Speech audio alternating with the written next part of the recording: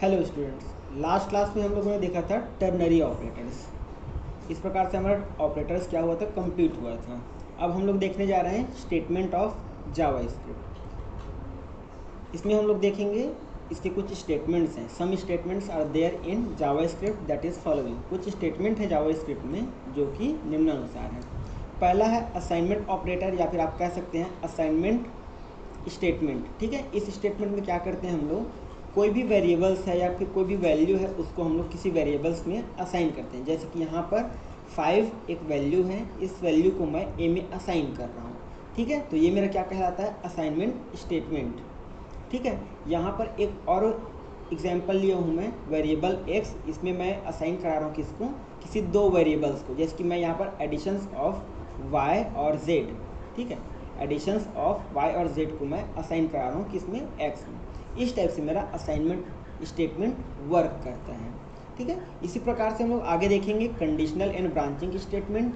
Conditional and branching statement में क्या होता है, जैसे कि हम लोग का कोई कंडीशन है, उस कंडीशंस में यदि कंडीशन ट्रू होता है तब क्या होगा, और फॉल्स होगा तब क्या होगा। ऐसे कंडीशंस के लिए हम लोग यूज़ करते हैं कंडीशनल एंड ब्रांचिंग स्टेटमेंट। इसमें हम लोग यूज़ करेंगे if else, else if ladder, nested if else और स्विच के बारे में बात करेंगे। थर्ड है हमारा लूपिंग स्टेटमेंट। लूपिंग स्टेटमेंट में क्या करते हैं, यदि कोई स्टेटमेंट है, एक सिंगल लाइन ऑफ स्टेटमेंट है, उस स्टेटमेंट को मुझको बार बार यदि प्रिंट कराना है, ठीक है, मल्टीपल टाइम प्रिंट कराना है, 5 बार, 10 बार, 50 बार, तब के कंडीशन में मैं क्या यूज़ करता हूँ, लूपिंग स्टेटमेंट। इसमें क्या इसमें 3 प्रकार के लूपिंग स्टेटमेंट के बारे में जानेंगे। एक है फॉर लूप, एक है वाइल लूप, एक है डू वाइल लूप। ठीक है, तीनों में थोड़ा थोड़ा माइनर डिफरेंस होता है जिसको हम लोग आगे क्लास में डिस्कस करेंगे। ठीक है, फोर्थ है मेरा ब्रेक स्टेटमेंट और फिफ्थ है मेरा कंटिन्यू स्टेटमेंट। ब्रेक स्टेटमेंट और कंटिन्यू स्टेटमेंट जनरली आपका फॉर लूप, वाइल लूप और डू वाइल लूप के साथ यूज़ होता है। यदि मुझको किसी स्टेटमेंट को ब्रेक कराना है, ठीक है, तब के कंडीशन में मैं यूज़ करूँगा ब्रेक स्टेटमेंट।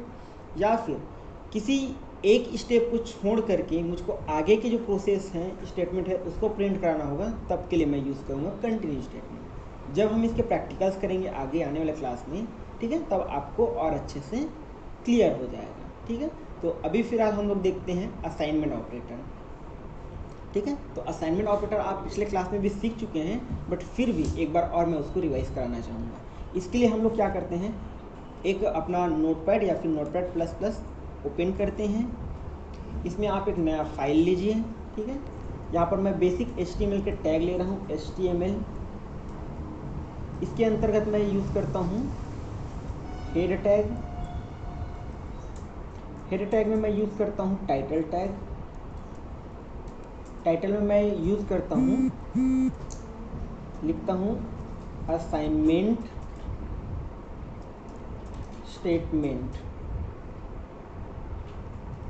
इसको मैं टाइटल टैग से इनक्लोज कर देता हूँ।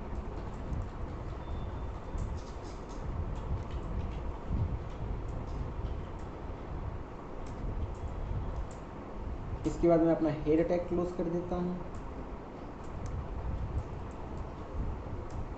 इसके बाद फिर बॉडी टैग ओपन करता हूँ।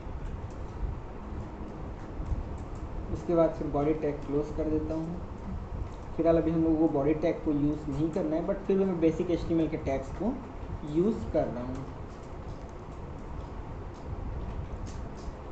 ठीक है, इस प्रकार से मेरा बेसिक HTML टैग यूज़ हो गया है। अब इस फाइल को मैं कहीं पर सेव कर लेता हूँ। ठीक है, जैसे कि मैं इसको डेस्कटॉप में प्रोजेक्ट नाम से एक मेरा प्रैक्टिकल के नाम से एक फोल्डर है, इसके अंदर मैं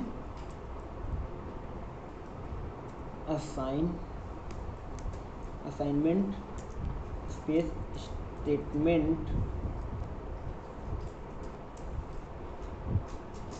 के नाम से मैं क्या कर रहा हूँ, सेव कर रहा हूँ। इसमें एक्सटेंशन देना जरूरी है। इसमें आप एक्सटेंशन देंगे HTML का। ठीक है, इसको और फाइल का जो एक्सटेंशन रहेगा वो ऑल टाइप रहेगा। इसको क्लिक करके आप सेव कर लीजिए। ठीक है, अब आप जब इसको रन करेंगे, ठीक है, तो किसी भी ब्राउज़र में रन कर सकते हैं। जैसे कि मैं यहाँ पर से गूगल क्रोम पे रन कर रहा हूँ, लॉन्च इन गूगल क्रोम, यदि आपका नोटपैड प्लस प्लस है तो। यदि आपका नोटपैड प्लस प्लस नहीं है, ठीक है, तब के कंडीशंस में आप क्या करेंगे, विंडोज़ डी करके आप प्रैक्टिकल, मतलब जो आपका फाइल रहेगा उस फाइल तक जाएंगे, प्रैक्टिकल में जाने के बाद आप अपना फाइल ओपन कर लीजिए। जैसे कि मैंने असाइनमेंट स्टेटमेंट डॉट HTML के नाम से सेव किया था, इसको मैं ओपन कर लेता हूँ, ओपन विथ गूगल क्रोम, ठीक है। इस प्रकार से आपका ये फाइल ओपन हो जाएगा, ठीक है। जैसे ही सेव हो जाने के बाद आप क्या करेंगे, आप वापस टेक्स्ट एडिटर में आएंगे और आप यूज़ करेंगे स्क्रिप्ट टैग। स्क्रिप्ट टैग के अंतर्गत आपको अपना कोडिंग्स लिखना है, जो जावास्क्रिप्ट के कोडिंग्स आप यूज़ करने वाले हैं। इसमें एक चीज़ यूज़ करना रहता है हम लोगों को, टाइप, ठीक है। हम लोगों को यहाँ पर टाइप बताना रहता है डबल इन्वर्टेड कॉमा के अंतर्गत टेक्स्ट स्लैश जावास्क्रिप्ट, ठीक है, ये आपको यूज़ करना होता है, ठीक है। इसके बाद आप इसके बीच में कोई सा भी जावास्क्रिप्ट की कोडिंग्स यूज़ कर सकते हैं। जैसे कि मैं यहाँ पर आप लोगों को क्या बता रहा हूँ, असाइनमेंट स्टेटमेंट, ठीक है। असाइनमेंट स्टेटमेंट किसको कहते हैं, जैसे कि मैं एक वेरिएबल ले लिया x, ठीक है। इस वेरिएबल्स में मैं क्या कर देता हूँ, एक वैल्यू असाइन कर देता हूँ, जैसे कि 5, ठीक है। तो यहाँ पर क्या हो रहा है, 5 जो मेरा वैल्यू है उसको मैं असाइन कर रहा हूँ किसी भी वेरिएबल्स में, तो ये होता है असाइनमेंट ऑपरेटर, ठीक है।